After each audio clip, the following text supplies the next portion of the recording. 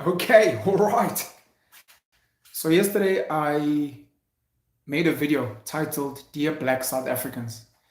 There was meant to be a second part, which was meant to be Dear White South Africans. Unfortunately, the lighting that I had, the weather in Johannesburg being horrible, and it was getting dark. I just decided to shut it down and I figured I'd do a part two today. Dear White South Africans, liewe, is it liewe wit Suid-Afrikaners? Goeiemôre. So I'm making this video to follow up on that. I saw a lot of white people or non-black people joined in the video yesterday and then decided to also be in the comments. I'm very glad that there were a lot of positive comments regarding some of the suggestions that I had, and more importantly, a lot of accountability for black people to be like, black people need to catch a wake up, because over the last 30 years, black people have not done themselves any favors. If you look at who they support financially, if you look at who they support with their labor, if you look at who they vote for, they are largely responsible for what's happened and why we are here today. But today, it's time to hit the whites. Today, for the white people, we're going in, Baba. So this video is Dear White People, which is part 2 of that video. I'm going to drop the link in the description to that video for anyone who hasn't seen it, and vice versa. I'm going to start where I started yesterday with black people and say this. To white South Africans out there, I think the next 10 to 20 years are going to be very defining on what type of country we're going to have, that we're going to be living in. And it's going to be fundamentally important that you guys come along on the journey to help the rest of South Africans, black of course, but Indians and colors, to try and make this country a success.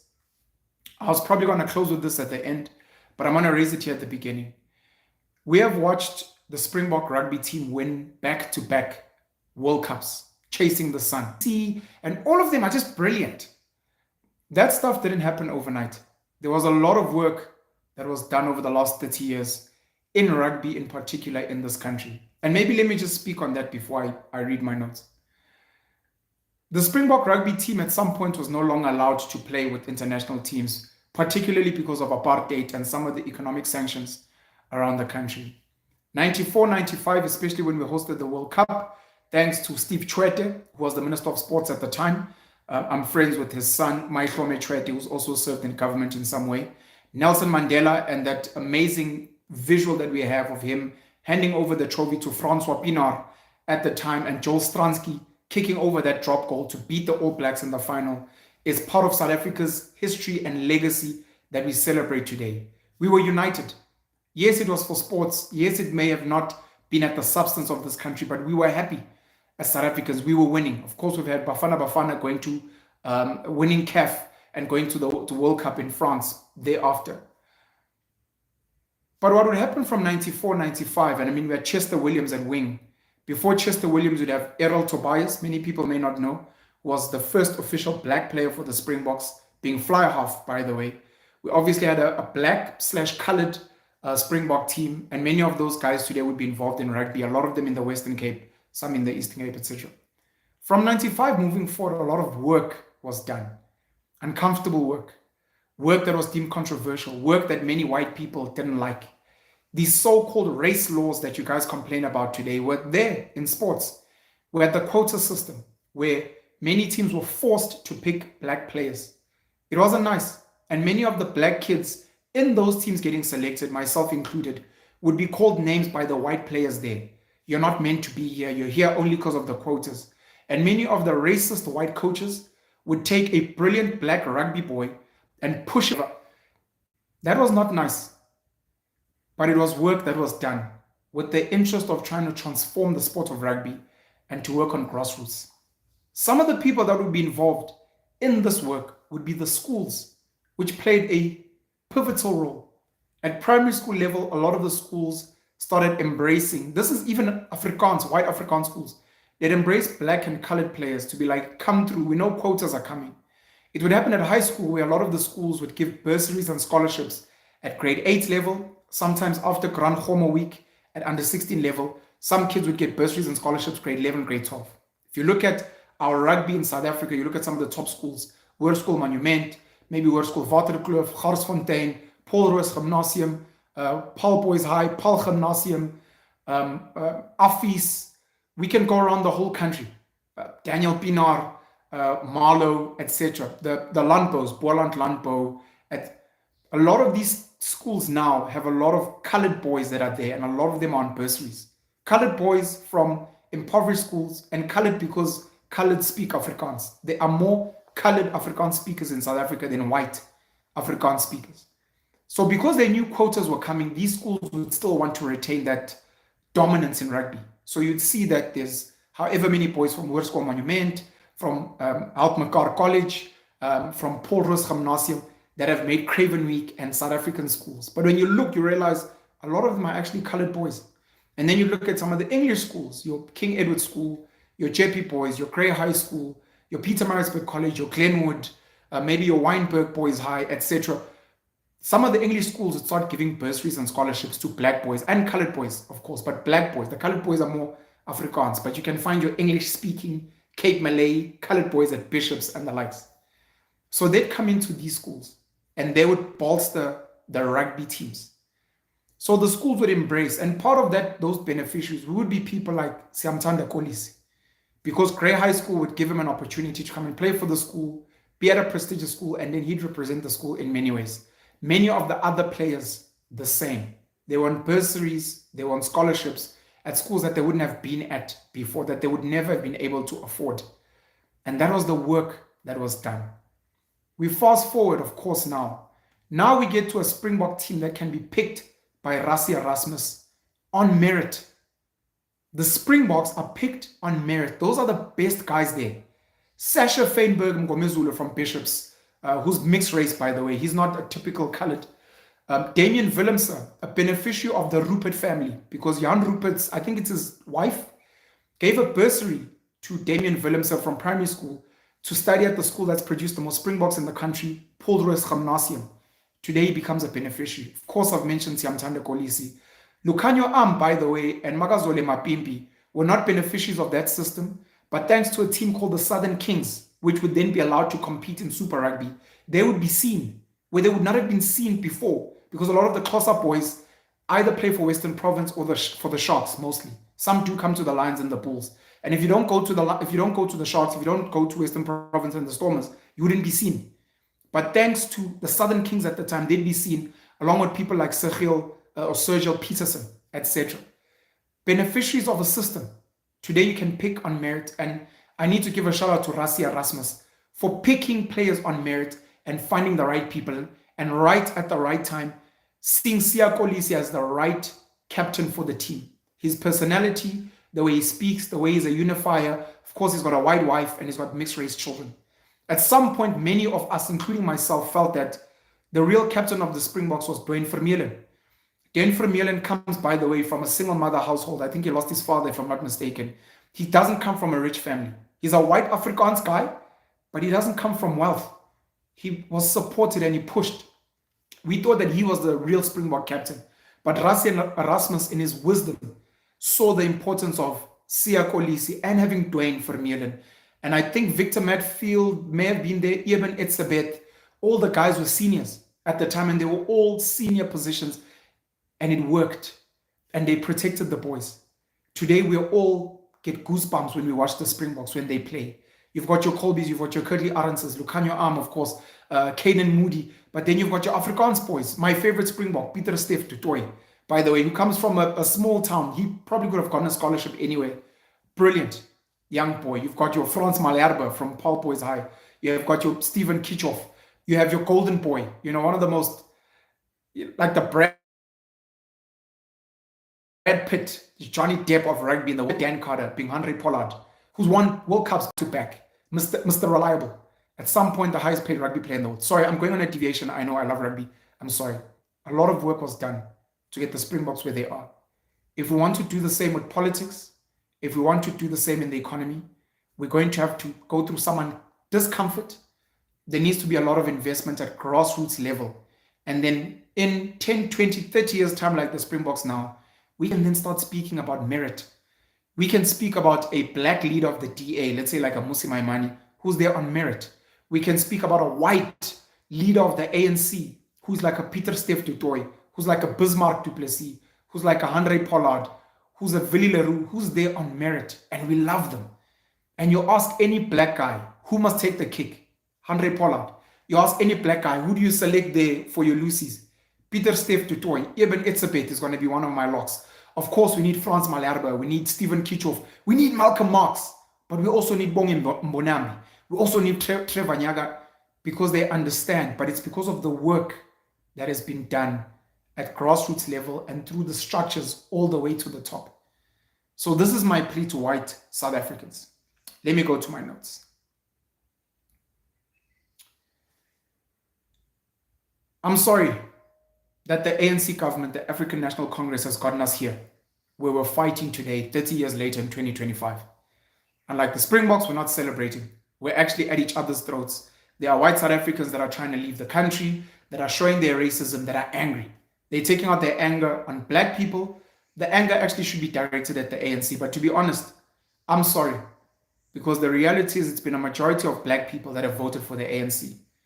To white people, by the way, there's something positive about the fact that black people didn't vote as much for the ANC now. Yes, they may have voted for Mkhonto weSizwe and Jacob Zuma, and if you take the ANC's 40% plus Jacob Zuma and the MK party's 14%, that's 54%. So it's largely the same guys. If you add the EFF's 9%, that takes the 54% to 63%. By the way, 63% of black people voting for the ANC, Mkhonto weSizwe, the EFF. If we add the Patriotic Alliance, if we add the IFP, and maybe a few others, the ATM, the PAC, which are predominantly black parties, all of a sudden it looks very different. But for the fact that the ANC that got us here, some people are saying we don't really believe in them anymore. That's a step in the right direction. I've voted for the ANC twice. I'm sorry. I voted for the ANC, I think at the time, Thabo Mbeki. No. Jacob Zuma was going to be president. I voted for the ANC. I loved Jacob Zuma. By the way, I still like Jacob Zuma. I disagree with some of his politics. I disagree with some of the ways he moves. I voted for Jacob Zuma's ANC. I voted for Jacob Zuma again. I loved him. He looked like he was for the people. At the time where Thabo Mbeki and before him Nelson Mandela, and we had Kgalema Motlanthe at some point, they looked like they were working too hard for the economic machine, but not to transform it, but more to preserve it. Jacob Zuma looked like he was more, we need more black people to come into this space. How we'd go about it would be something that we could now debate today. Many people speaking about 9 wasted years. Other black people saying more black millionaires were created under Zuma's term than anyone else. But we're not seeing those black millionaires. We're not seeing what they've built, if we're being honest. So I voted for the ANC twice, and I'm sorry. Along with everyone else who voted for the corrupt ANC that has destroyed state-owned enterprises, etc. I'm taking accountability. Then in 2019, I voted for the EFF. I voted for Julius Malema. I think I still qualified as a youth then. You know, Julius Malema was a break-off from the ANC Youth League. Along with Floyd Shibambu, you'd have obviously Mbuyiseni Ndlozi and the guys joining at the time. And young black kids needed a voice. And the EFF looked like they were that voice. They were passionate. They were driven on making sure that the country served the people. They wanted to kill youth unemployment, especially black youth unemployment. And they were tired of white racists. They were like, enough is enough. This is rubbish. And I was like, I stand with that message at that time. The DA had looked like it was getting fronts. Your Mmusi Maimanis, your Lindiwe Mazibuko's, your Phumzile Van Dams.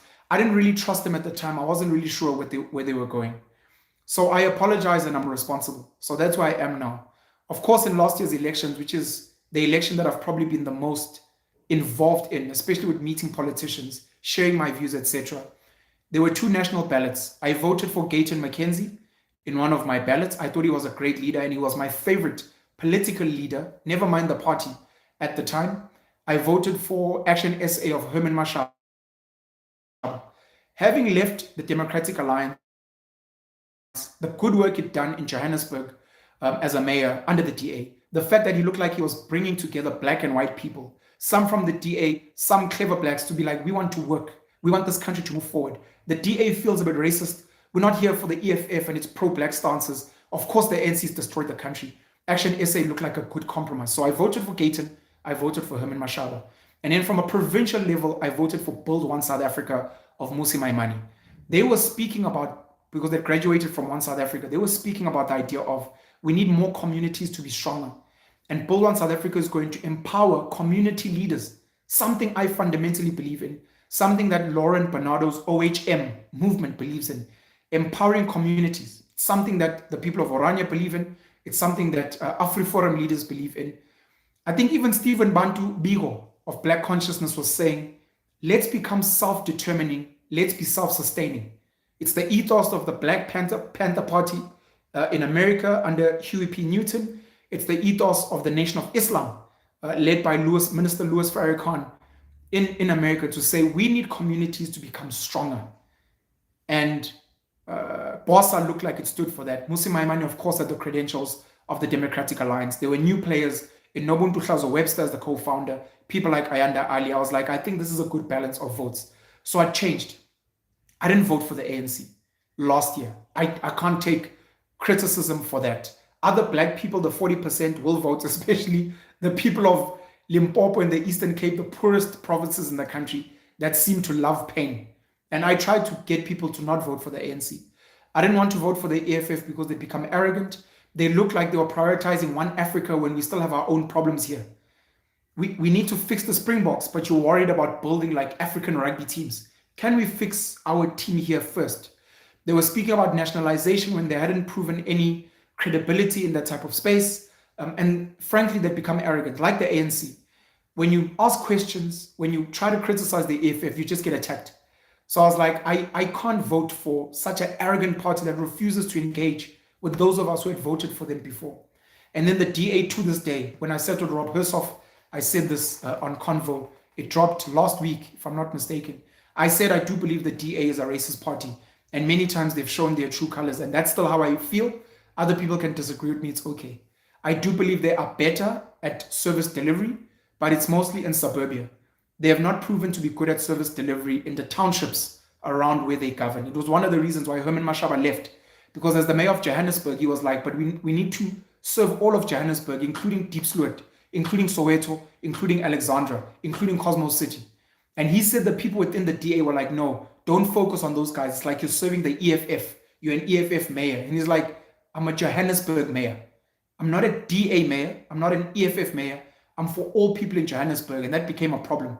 Musi Maimane alluded to some of the racial innuendos in the party. Bongani Shiluba would say the same. I'm not sure if Pumzile Van Damme said the same, and Lindiwe Mazibuko.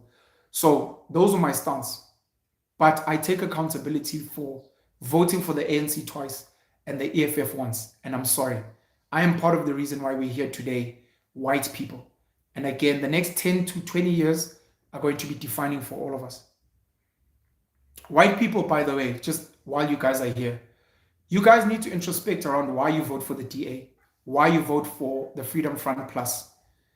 Is it really genuinely because you believe the Democratic Alliance is what's best for the country? Is it really fundamentally because you believe the Freedom Front Plus is what's best for the country? Or is it because the leaders are white? Is it because the leaders speak Afrikaans? Is it because you live in the suburbs and you need political parties that are going to preserve your interests? Do you think the DA, do you think the Freedom Front Plus, and maybe others, do you think they have the ability to actually transform the townships? Do you think they have the ability to actually fix the economic landscape for the majority of South Africans? Do you think the DA and the Freedom Front Plus has the ability to achieve what has been achieved at the Springboks? And be honest with yourself. Because if your answer is no, actually, to be honest, I vote for them because they speak for me and my privilege. That's okay. At least you're honest. But if you're going to say that you think they're going to fix the townships, they're going to fix the black issue, what have they done in the past 30 years? The ANC is destroyed. We know that. We can see it. But what has the DA achieved in the Western Cape for black and colored people? Are we seeing black and colored people more involved in the economy, that side?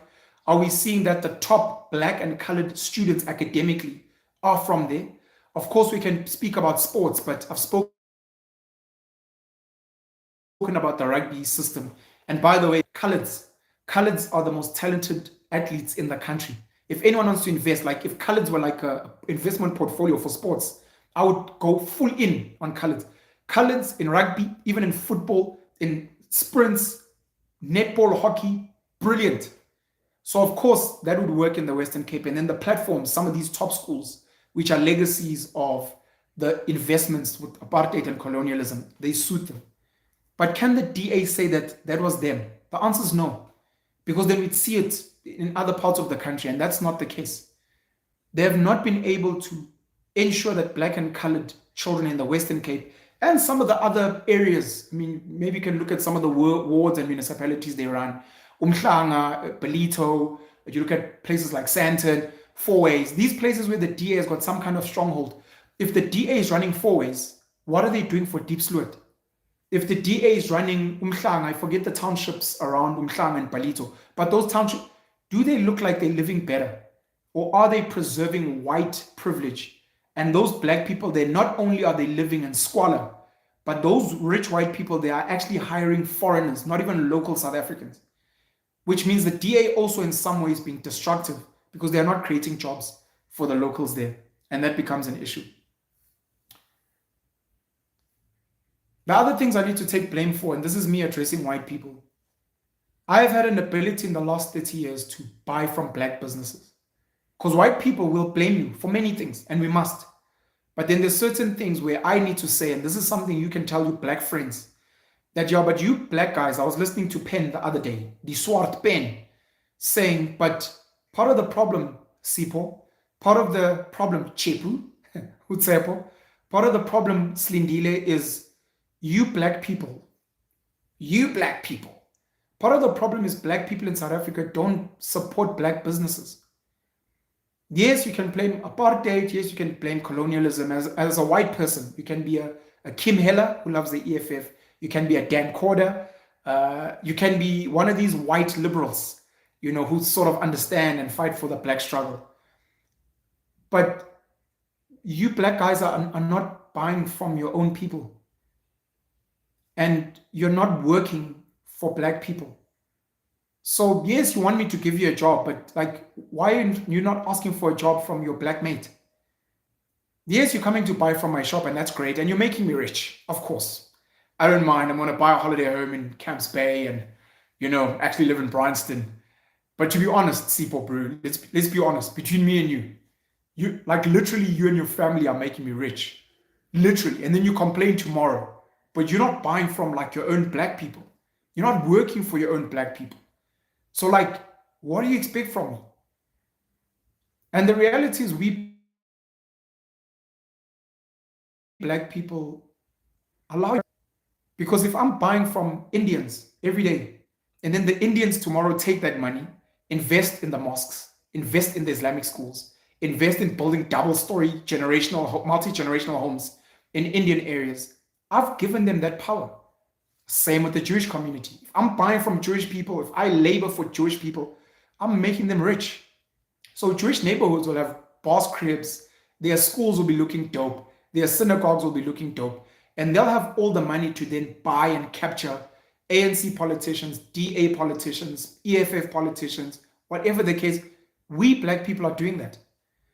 And maybe this is me giving you guys a bit of leverage to be like, when black people come at you, be like, well, you guys kind of give us your money. So what do you expect?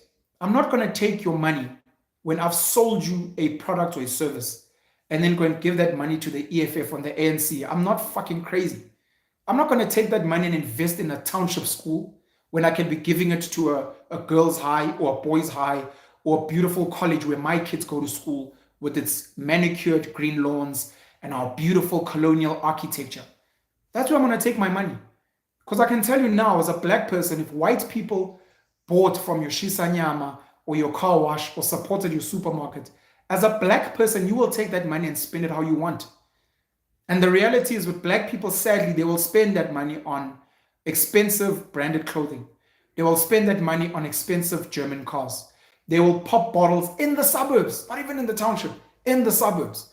They will go and buy a boss crib, a nice home in the suburbs. They will take their family overseas. That same money given to them by white people, they will not take that money as black business people and build schools. I'm sorry to reference them, but I'm going to reference them because they are the big dogs of South African black business. Dr. Richard Maponya, may he rest in peace. I'm not aware that he took his profits and invested in an elite black school in Soweto, where there's Saint Maponya College in Soweto, which Richard Maponya invested in. I'm not aware Dr. Sam Mutswenyane, may he rest in peace, of African Bank and NAFCOC and other business interests, big pharma as well. I know he invests in a lot of things, by the way, and I'm sorry to use his name, but for hypothetical purposes.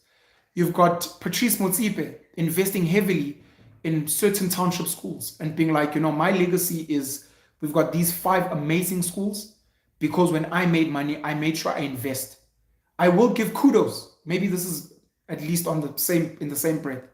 Sizwe Nxasana of Sizwe Nsaluba Koboto of Future Nation Schools, by the way, along with his wife, Dr. Judy Dlamini, who's a medical doctor, who was the chairperson of Aspen Pharmaceuticals. They've built now 2 schools. And the one is in Vleerhof near Soweto. I'm not sure where the other one is. But these schools are near the township to be like, I will be the answer to the problems. And again, then you say to Black people, look at the role models. There they are, that are building infrastructure in townships, that are investing in football clubs like Kaizer Motaung and Kaizer Chiefs, like Irvin Khoza and Orlando Pirates. Build those things. Have Theo Baloyi build a factory for Batu in Alex. Have Likao Sihuana of Drip build a factory in Tembisa. And you're like, that's what those guys are doing, and that's what you should be doing when we buy from you and we let it develop and we move from there. So again, we become responsible as Black people for that. I am a clever Black per definition. And I benefit a lot from white privilege. I benefit a lot. My mom, thank you to her, didn't send me to the high school she taught at in the township, Ehlalanati High.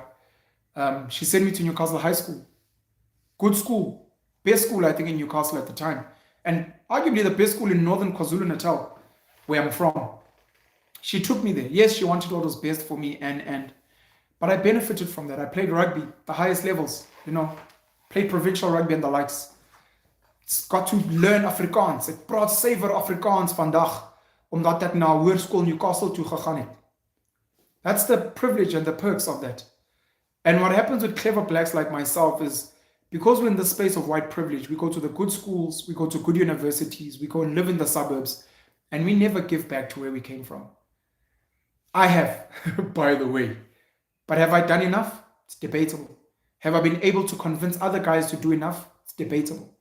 Because your Altmekar College was a bunch of white Afrikaners who decided to build a private school at a time when there were only English schools around, your Kes, your Parktown boys and the like.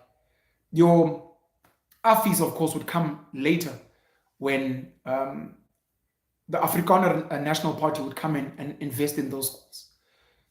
Oranje is a project of a white Afrikaans stokvel, something I said to US Stradom, the CEO there, the Uitvoerende Hoof, to be like, this is like a stokvel. They've even got their own mutual bank there. Our mutual bank, VBS, looted, corrupt. Our one bank under NAFCOC, African Bank, we lost it. They managed to raise R1 million. So we clever Blacks are not doing enough. And we need to do more. This is now me almost, again, going back to the Springbok analogy. I'm Siya Kolisi, I'm from Zwide. I have now gone to Grey High School. I went to play for the Stormers, now I play for the Sharks. I've played in France. I'm a Springbok. I make all this money. And the question is, Siya, what have you done for Zwide? No, but the thing is, look, I hear you. But the places where you're living, the privilege that you have with Paul Roos Gymnasium has been built off the backs of many white Afrikaners taking their farm produce, taking their money, volunteering on the weekends. The fathers who were plumbers, the fathers who were electricians. I mean, if you read, and then they fired me, by Yanni Mouton of PSG, the Boere Buffett. He speaks about at his school at the time, their rugby field wasn't even level. And it would be only after years where they'd level the pitch. When I was in Oranje last year, they were building rugby fields from scratch, by the way. You've got township dust soccer fields that are not being developed. Yanni Mouton would speak about the rugby fields. He'd speak about they couldn't afford a bus to transport from one school to another to play sports. And the fathers would come in their bakkies to come and transport. You see it sometimes in the townships now, where a taxi will come and pick up kids to play football or netball. And it's like, but there are parents here with cars. Let's fundraise and buy a school bus. There's a school bus, I don't know if it's Altmekar College or one of the worst schools in Johannesburg, where the school bus, it's written at the back that this has been bought thanks to donations by parents. Instead of drinking at the tavern on the weekend, instead of sports betting, instead of shisanyama and car wash, instead of all these types of rubbish, to be like, as a parent, I know I pay school fees, I know, and I'm struggling and it's whatever. But a lot of these township schools are free, 67%. Some of them are very cheap. But I'm going to donate 50 Rand a week, 100 Rand a week. Instead of drinking, I'm going to, so that the school can develop, and I'm going to inspire all my other mates, except at the tavern where we drink, if not us directly, we're going to be at the tavern, say, all our money, please take some of it when we tip and give it to the school where our kids study. And that's something to learn. But we clever blacks struggle with that. And again, I'm taking accountability that we need to do more. The last bit of accountability I'm going to take is, I know business is difficult. I know farming is difficult. I know manufacturing is difficult. I did try business. I failed. I wrote a book about it, The Rise and Fall of the NSC. I did try farming. You know, I had 40 pigs at some point in a makeshift pigsty in De Deer, close to Vereniging in the Val, south of Johannesburg. I had 17 cows. I had some cows in Newcastle. I had some cows in Cullinan, other side of Pretoria. I tried. This was me trying to, be the change that I want to see in the world. And I was empowering because we had black people working there. I was planning to be a farmer. I failed. I tried business. I had meter taxis. I had trucks. And I tried and I failed. This was me trying to do my bit. I've donated. I still donate to my old high school, Newcastle High School, sponsored the rugby teams there. I've donated to my father's soccer team in the township. I've donated clothing. I've done volunteer work back there. I've been a guest speaker. I've coached the first rugby team at my school back in 2009. I've tried to give back. But I know we're not doing enough. And I know when you fail, it's like, yeah, you fail, but that doesn't mean you give up. Not every white farmer is a success. Not everyone can be like, is it Nick or Nico Serfontein in the Free State, who's a billionaire farmer, who was saying, Afrikaans farmers are not going to America, man. These people are lying. Of course, they got attacked by white Afrikaners. It's not easy. Businesses collapse. Many white businesses collapse. Some, of course, have corruption. Some have mismanagement. But business is difficult for everyone. Again, Springbok analogy. For Peter Steph du Toit, for Jasper Wiese, for Faf de Klerk, for Jesse Creel, for Damien de Allende, for Willie Leroux, for some of these guys, Malcolm Marx and the likes, Vincent Koch, Jean Klein, who's from Ikaslami, by the way, he's from Hoërskool Linden. You don't just are born white and then you make the Springboks. There's work, there's blood, sweat, and tears, there's diet, there's running, jogging, there's going to the gym, there's hitting drave socks and tackle bags, there's the blood, sweat, and tears, your mom having to borrow money for your rugby tour, you sacrificing late afternoons, in the rain, running up and down steps and hills to make it. These guys suffer to become Springboks, and they suffer having to dominate black boys on the field, dominating colored boys on the field, and dominating their own white boys. If anyone has ever seen Afrikaans schools playing against each other, you'd swear these guys hate each other. The competition is at that level. Affies versus Waterkloof, Hoërskool Monument versus Garsfontein. The competition is fierce. They also go through the pain. Yes, they were assisted by apartheid laws, but it's tough, and business is the same. And this is me saying I understand, man, but again, white people, white South Africans, you're going to have to help us. And where you have a farm and where you have a business, if you can identify the Musi Maimani, the Siya Kolisi, the Lindiwe Mazibuko, the Phumzile van Dam, the Herman Mashaba, the Lukhanyo Am, the Magazole Mapimpi, the Cheslin Colby, in your business, please do it. Johan Rupert saw talent in GT Ferreira, Paul Harris, Laurie Dippenaar. He saw talent and he gave them his banking license. They built First Rand into what it is today with your OUTsurance, your Momentum, your FNB, your Rand Merchant Bank. They built it into a juggernaut. He saw talent. In the spirit of Rassie Erasmus and building, they saw talent in Usizwe Nxasana. Sizwe Nxasana would be a black boy. At some point, he lived in my hometown, Newcastle. I've sat with him on Convo. They saw talent in him. He built his own thing. He opened the first black accounting firm, Sizwe and Company. He wasn't the first black CA. That would be Professor Wiseman Nkuhlu, if I'm not mistaken. But he opened the first black accounting practice. He's the one that's responsible for Future Nation schools. To say, we will lift you and make you CEO of First Rand. Traditionally Afrikaans space. He'd had paid his dues. He was, I think, CEO of Telkom. I think he'd been on the boards of other executives. He'd proved his worth, and he'd run many businesses, especially with his wife. He became the Siya Kolisi of business, and they saw talent in him. Arguably, we could say Patrice Motsepe is the same. They saw talent. The Menel family saw talent in Patrice. Arguably the Hersops as well, even though they weren't in mining. Rob Hersop spoke about that anymore. It would be the Menels that would do that. They saw talent. The people that ran Sanlam, which is an Afrikaans institution, were like, on sien iets hier. Hierdie Patrice, hy is baie goed hierdie ouetjie. On top of that, Patrice does the good things, like hy praat mooi, suiwer Afrikaans. If you ever go on the internet, he was given an honorary doctorate at, I think it was the University of Stellenbosch, if I'm not mistaken. He starts off by joking that ek wil net baie dankie sê on the what and the what. He speaks in Afrikaans and then later on he's like, now I'm going to fumble my way in English. This is a guy who owns a stake in the Blue Bulls. This is a guy who owns Sundowns. If white people can do that, because there are many talented black people around you, I promise you, many. I am a product of white people that saw talent in me. From Mrs. Robenheimer, when I was in primary school, I became the first black, because we were the first crop of black kids at Newcastle Junior Primary, Busy Bee, I became the first black child to join the choir. I would go and perform, being the only black face there. Desmond Hertz, a white friend, invited me to go on audition. Mrs. Robenheimer brought me in.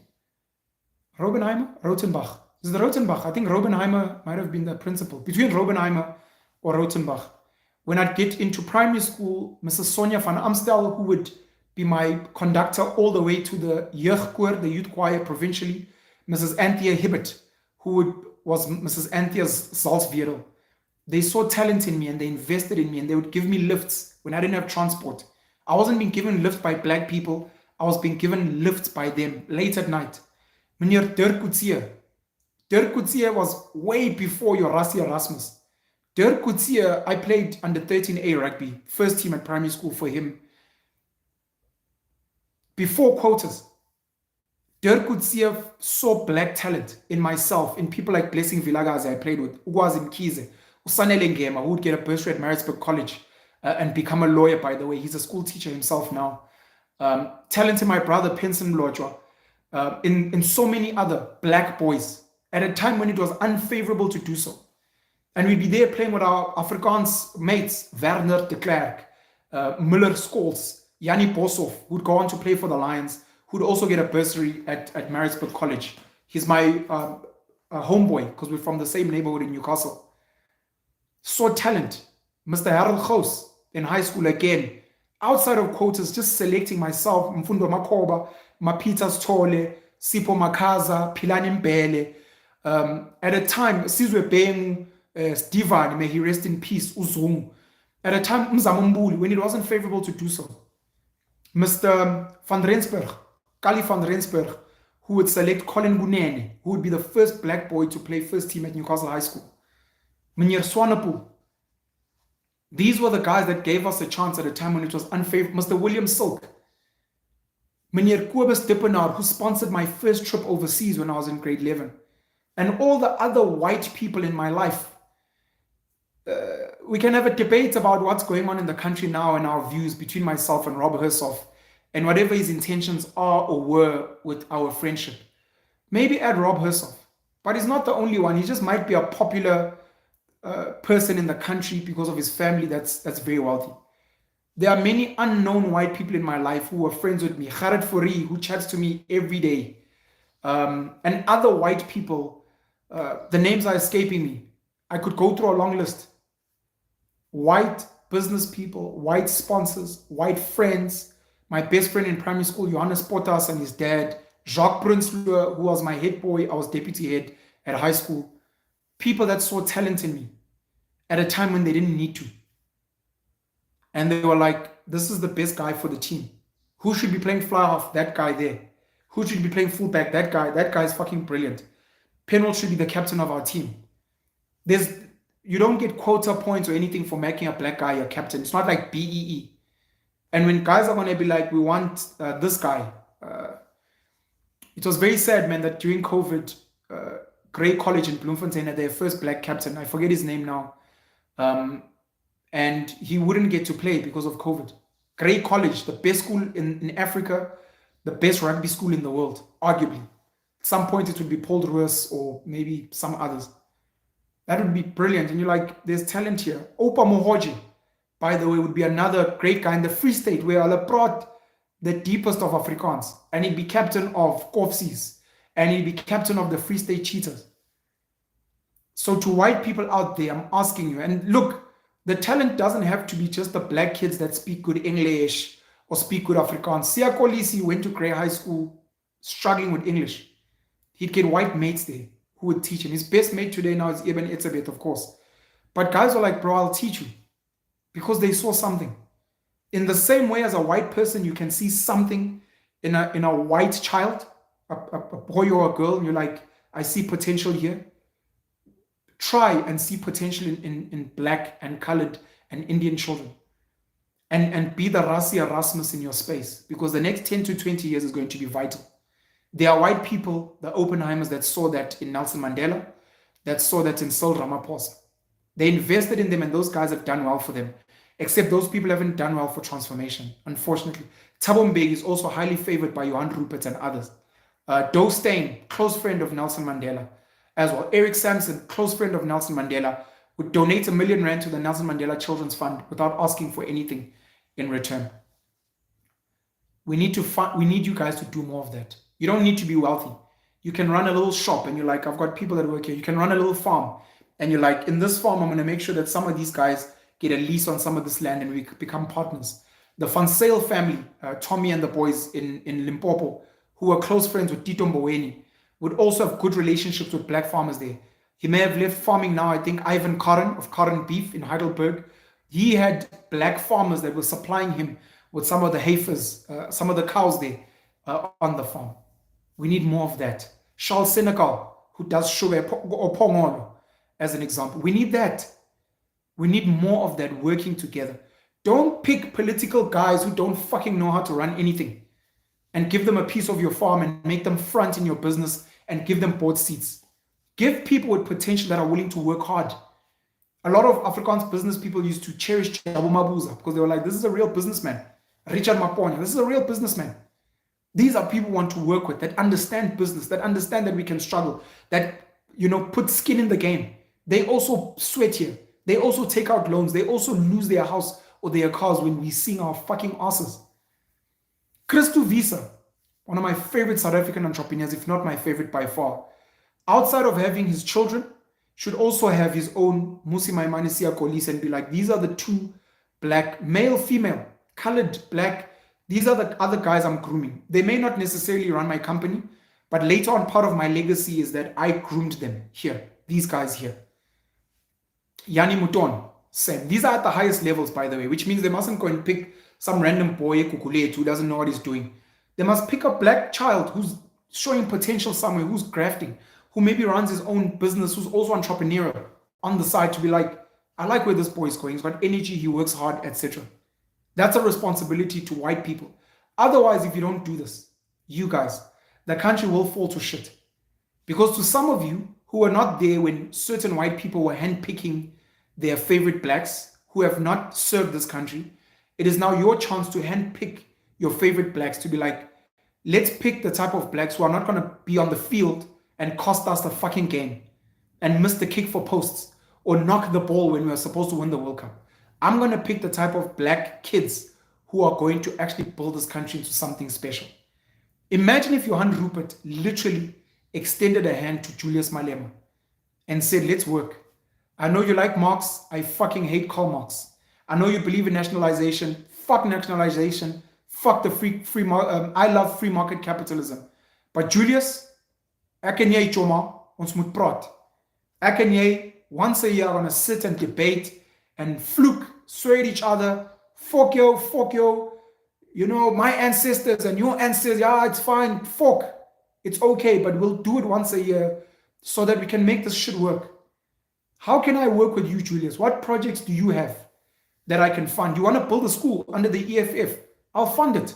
But I want you to call it the Malema Rupert School in Tembisa. The Malema Rupert School in Matadini, in Mlazi. That's what I'm going to do for you, Julius. So that tomorrow when you're like, socialism, I'll be like, hey, fuck you. But we're building something together. You sit with Vuyo Zumula of ATM and you are just trying to think of other names of entrepreneurs now. Ivan Klassenberg of Glencore. And you're like, I don't agree with your politics, but you're a guy with potential. You're working hard. I want to fund some of your initiatives. But I want you to put Klassenberg there to say, we were involved in that project. And then while you're doing that with the politicians, do it with business people. There are many young business people. I've been interviewing some of them on my platform. So you can't say, where are they? Some of them are celebrities today. You've got your Theo Baloy, Lekao Sehowane, we had Sbungwenya, Skinny Spool Swords at some point. You've got someone like Ntabeleng Dikgotsi, who should be getting mentored by the guys that run the banks to be like, you guys want to run a bank? Come close. Let's work with you. I mean, Gloria Sirobe, Umamu Tomato of Wiphold was groomed by certain business people as well. Wendy Luhabe, same. Guys, you handpick these black people. Are they serving the people? And if they're not, go find a new crop. If this black person you selected back in the days is not playing well on the field, they're losing you games, go pick new black colored players. You're not held to, I must have Chester Williams for the rest of my life, or I must have Lawrence Parker for the rest of my life, or I must have Wayne Julies, or Juan de Jong, or Rudy Page for the rest of my life. No. You can pick new boys. There's new talents coming out every year. There's new black kids that are becoming CAs, actuaries. There are new black kids that are starting businesses every year. Some are on social media, some are podcasting. There's delivering us speed. I've said to Siabulela Nganga, who's a mining engineer and he's entrepreneurial in his own right. I've got a mate Lungisa Chele who's in construction, who's in mining services. There are so many business people out there. And if you're not in business, because we're not all in business, if you're in corporate, if you're working, if you're a school teacher, as a white school teacher, as a white nurse, is there a black colored lady, man that you're grooming? Not for the country, but because you're trying to build this country. But if you want to live in your little shell, yeah, die swartes is racist, ek wil Amerika toe gaan, then what the fuck are we doing here? That means you guys are just being racist, of which I've said many times on platforms. Over 85% of white people in my experience, when I look around, are racist. It may not be they going around calling black people kafirs, but it's in the way they move. It's in the way they don't give black kids an equal opportunity that they would give a white kid who's a stranger. The way they don't sponsor certain things, but they can see there for the benefit. The way they take their business profits, and they're very quick to donate to the NG Kerk, but they'll never donate a dirty cent to the church of the black customers that they have. And you're like, how are those black people meant to support you tomorrow if you don't want to invest in them? How? How are we going to get more Siakolisis if we're not investing in Zwide, in African Bombers, the rugby club there? If we're not investing in the rugby development at grassroots level of Guguletu, Khayelitsha. There's a fund at Paul Roos Gymnasium where they invest in underprivileged kids. There's a beautiful documentary of Mkiva, Siasang, I think his name, Siasang Mkiva, who got a bursary at Paul Roos Gymnasium, would play Western Province. I don't know if he made SA schools. He's a coach there now. Such a hot, triggering documentary on YouTube. If you look up Paul Roos Gymnasium, Siasang Mkiva, you will see that documentary of how it transformed his life. The number of black and colored rugby players who no longer play rugby today, who now work at a mine, who are now security guards, who now are administrators somewhere because of opportunities that certain white people gave them to come play rugby, but to also be like, hey, Joma, waar werk jy? No, I don't have a job. And you're like, nee, kom werk hier. Come be a security guard. come work in a mine, come be an administrator here. Kom ons werk saam. You know, you play rugby with us, you don't know where to go, ex a policeman. I'll help you become a police along with me. I'll help you become a traffic cop. You know, my vrouw is a nurse, is a teacher. Wat doen jou vrouw? I see your woman is here. Hey man, Tabu, does your wife work? No, she's looking for a job. Yeah man, fuck. I'll bring my woman, you come for a braai and a chop and a clippies and cola at my house. We'll fucking do something, man. I'm sure ons kan ietsie kry vir jou vrou, man. You can't be that your wife is not working and ons speel rugby elke naweek saam. Those are people doing something. That is the work we're meant to be doing together. Let me shut this down. This one is longer than the one I made for the blacks. Yabonut, I'm just biased. The Dear Blacks video was like 30 minutes, and this one's going on an hour. So, okay. Blame the ANC, yes, but the fact that you want us to forget apartheid without fixing its legacies makes you racist and complicit. Yes, the ANC has destroyed the country, but we haven't fixed the legacies of apartheid. So white people must say the ANC has destroyed state-owned enterprises, they're looting our tax, they're not doing well, yes. But also acknowledge that, but the ANC also hasn't fixed the 1913 Land Act. The ANC has not transformed the economy like the Springboks. So we need to get rid of the ANC. We need a new government to come in, but they need to show us how they're going to fix the stuff. It does not necessarily have to be expropriation. White people can say, what I think the new government should do, invest a lot in developing these black kids to become good at business and administration. We'll gladly pay our tax. We'll gladly, as business, as the private sector, absorb them into apprenticeship and mentorship, like the rugby guys. But then the government must be doing that. And then we'll help these black kids. Johan Rupert has got a non-profit organization which has helped a lot of black families get their title deeds, by the way, in the Western Cape. These are the things that are not spoken about. We'll help the black people get title deeds. We'll help black farmers get land or get a lease.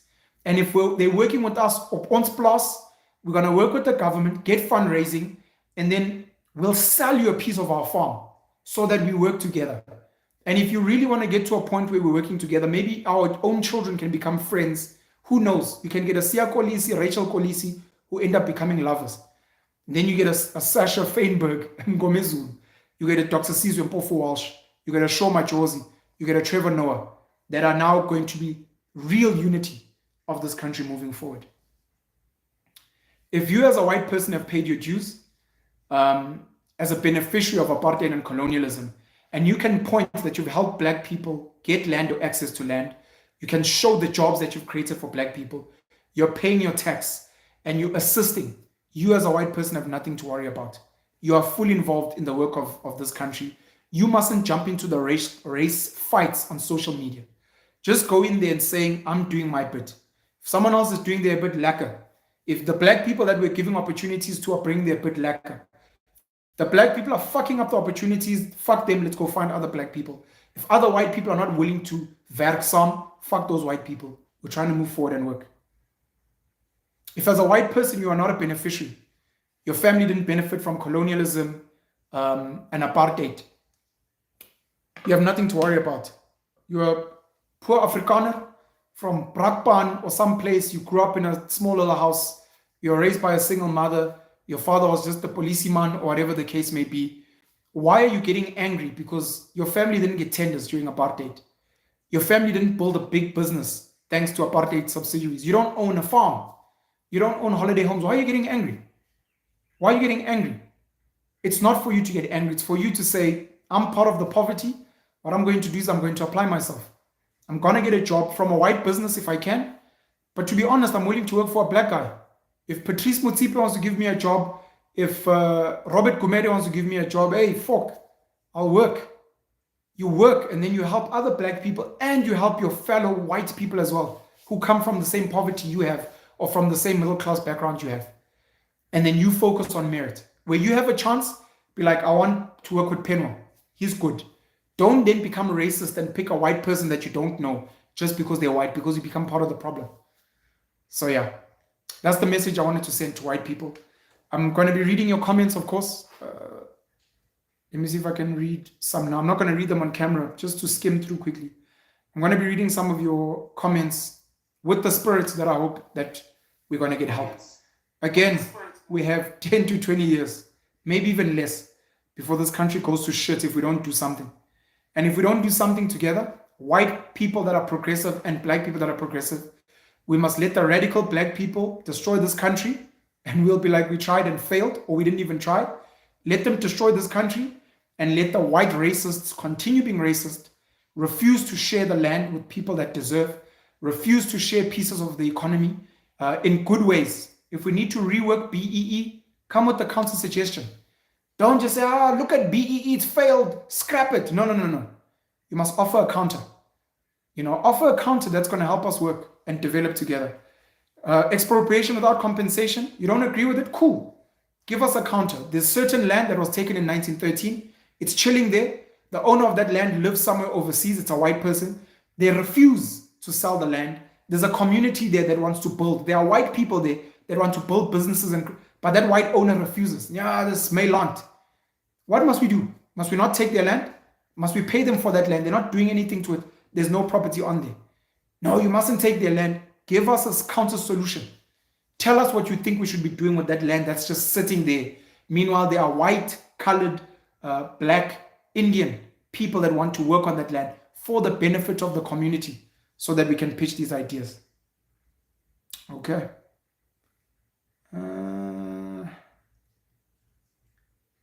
See.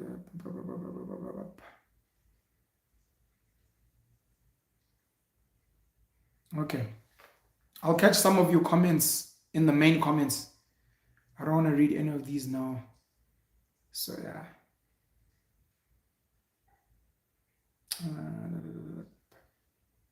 Happiness. And for white people who are actually really serious, I have to be blunt. If you're serious about making this country work, I'm looking forward to reading your comments in the main comments section, and I'll engage, and other black people will engage. If you're gonna go to the main comments and just whine and complain, it's whatever, and you're just gonna, we don't have time for you. What we have for you is maybe we can help you move to America, or move to Australia, or move to Argentina, where you can go somewhere else and be racist, elsewhere, far away from here. You have an issue with the Springboks because your son didn't make it, because Siya Kolisi is there, or Cheslin Colby, and you're like, it's fucking racism, and it's the quotas. If you're not serious about working with us, frankly, you can fuck off. It's okay, leave. The rest of us will stay here because we're stupid, and we'll carry on trying to build this nation. Black people who are going to be coming in the comments who are also not serious with working with white people and Indians and coloreds for this nation, you guys can also go support and vote for whoever, go grab land, go destroy the state-owned enterprises, go loot tax, go destroy VBS, go do whatever the fuck you want. And then don't invest in township schools. Don't invest in the township. Don't buy from black businesses because you don't. Don't work for black businesses and miraculously hope somewhere along the way magic will happen. Go do your thing. We're not going to engage you. I'm making this video to call out white racists, to ask white people to understand where some of these things are coming from, and to explain some of the nuances. If we really love the Springboks, let's use them as a template of what's possible for this country. And let's copy that Springbok methodology in various ways. The last thing I said in the video to Dear Black South Africans was, maybe even forget buy black and work for black, and just buy from your friends and family and work for your friends and family, because the assumption is for most black people, your friends and family are mostly black people. What I'm going to say to white people here is the same. Buy from your friends, buy from family, which I'm assuming most of them are white. There's nothing wrong with that. But in that same spirit, try and make black friends. Try and make black friends. Date black people. Maybe one of your children's going to marry a black person, and you're like, that's my family.